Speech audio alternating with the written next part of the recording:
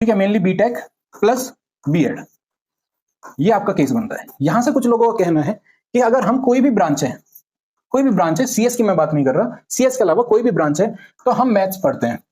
ठीक है, generally maximum जो यूनिवर्सिटीज है वो 2 या 3 सेमेस्टर तो पढ़ाती है। ज्यादातर यूनिवर्सिटीज 3 सेमेस्टर मतलब 1.5 साल मैथ्स पढ़ाती है।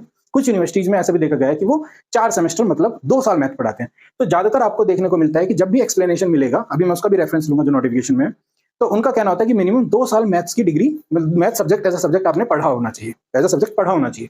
तो जो ऐसे कैंडिडेट है जो बीटेक के कहते हैं कि मैं मैथ्स ऑलरेडी 2 साल या फिर 3 सेमेस्टर पढ़ा हूं, तो क्या मैथ टीजीटी, बात चल रही है यहाँ पे साथ में टीजीटी के लिए। ठीक है, वैसे भी बीएड का जो कैंडिडेट है वो टीजीटी के लिए अप्लाई करेगा। ठीक है, तो क्या मैं टीजीटी मैथ्स के लिए जा सकता हूं?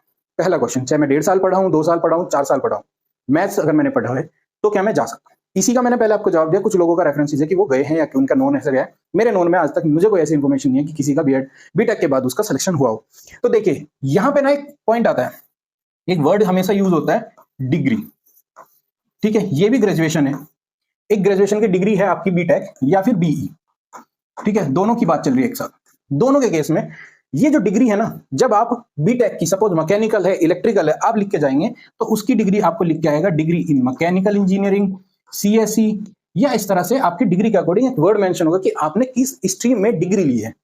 लेकिन जो भी हमारा टीजीटी के लिए सब्जेक्ट कॉम्बिनेशन की बात होती है वो कहता है मैथ के केस में हो या साइंस के केस में, उसमें भी क्या लिखा आता है कि आपकी डिग्री किस में है, डिग्री इन मैथ्स है या नहीं है, डिग्री इन साइंस है कि नहीं है।